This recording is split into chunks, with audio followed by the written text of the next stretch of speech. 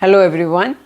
Today we are going to begin with the India National Movement, and the topic of the day is comparison between the moderates and the assertive leaders. My objective is that you should be able to understand. At the same time, you should be able to learn and prepare for your exams. Okay? So, to start with the comparison, we need to keep one thing in our mind, that at first every person is inspired from somebody. So your source of inspiration make you believe in something. Once you start believing in one thing, then you set an objective for yourself. And when your objective is planned, then you start planning your methods to achieve that objective. Now next, who is going to support you in achieving your objective? So we are going to talk about 5 points. One, source of inspiration, because your source of inspiration make you believe in something. So second, we will talk about the beliefs of the moderates and the assertive leaders. Your beliefs make you set an objective for yourself. So third, we will talk about the objective. And your objectives, according to your objectives, you decide your methods. So then we will talk about the methods of the moderates and the assertive leaders, and then who is going to support you in achieving your objective. So we are going to talk about 5 points here, that is source of inspiration, beliefs, objective, methods and supported by. Okay. So first of all, we'll talk about the source of inspiration. Since you are aware that most of the moderate leaders, if we talk about Dadabhai Naoroji or Surendranath Banerjee, most of them, they were educated and they had completed their education from England.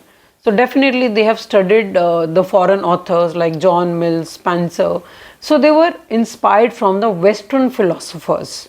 So their source of inspiration was Western philosophers. So if we talk about the source of inspiration for the assertive leader, their source of inspiration was glorious past of India. They were inspired from Shivaji Maharaj. They were inspired from Chandragupta Maurya. They invoked goddess Durga or Kali to achieve their objectives. Okay. So their source of inspiration was the glorious past of India. As I've told you, your source of inspiration make you believe in something. Now, what did moderates believe? So they believed that the British are just and good. Only thing is that they were not aware about the true conditions of the Indians. If we will update them, they will definitely bring the reforms for the Indians. So they believed in the justice and fair play of British. But if we talk about assertives, they had no faith in the British justice and fair play. Okay. So according to your beliefs, you set an objective for yourself. So what was the objective of the moderate leaders?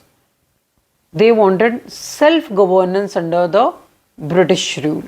Because according to them, Indians were not yet prepared for self-governance. They need a kind of training under the British rule.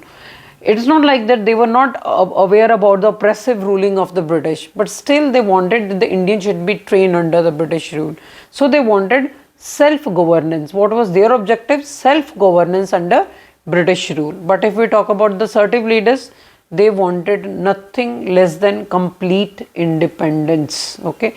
Nothing less than complete independence. They believed in self-reliance. Accordingly, their objective was independence. Okay. So then you start planning your methods to achieve your objective. Now, what were the methods of the assertive nationalists and what were the methods of moderate leaders? Is quite a difference. Moderate leaders, they followed constitutional agitation method. What does that mean? That you are agitating but within the framework of the constitution. They believed in 3 P's, that is petition, prayer and protest. First you write a petition, a written request, then you request them to consider your request, and then in case they will not do, then protest, that is petition, prayer, protest. But if we talk about the methods of the assertive leaders, they were really assertive in their approach. They believed in Swadeshi, boycott, national education, passive resistance. So there's a lot of difference between their methods as well. Now, who is going to support you in achieving your objective? So, moderate leaders, they were supported by the elite class, the upper educated class, middle class, and the assertive leaders, they were supported by the masses. Okay, so now these moderate leaders, they held high position under the British administration. If we talk about Dadabhai Naoroji, he was the first Indian to be a member of the British House of Commons. That's a great achievement. But if we talk about assertive leaders, they didn't want to have any kind of association with the British administration. So they completely defied the British rule in India. So let's have a recap comparison between the moderates and assertives. Moderates, they were inspired from the Western philosophers. Assertives were inspired from the glorious past of India. Moderates believed that the British are just and good. Assertives had no faith in the British fair play. Objective of moderate leader was self-governance under British rule. Assertive wanted nothing less than complete independence. Methods of moderate leaders were constitutional agitation method within the framework of the constitution. Assertive leaders, their methods were assertive, they were assertive in their approach, and moderate leaders, they held high positions under the British government, whereas assertives completely defied the British rule. Now, who were the moderate leaders? You all are aware: Dadabhai Naoroji, Surendranath Banerjee, Gopal Krishna Gokhale, Madan Mohan Malviya. And if we talk about the assertive leaders, that is common one, the most famous one is Lal Bal Pal, that is Lala Lajpat Rai, Bal Gangadhar Tilak and Bipin Chandra Pal. For more such information, follow me on Insta and subscribe to my channel on YouTube. And next time, I'm going to start with the Indian National Movement Gandhian era. Thank you.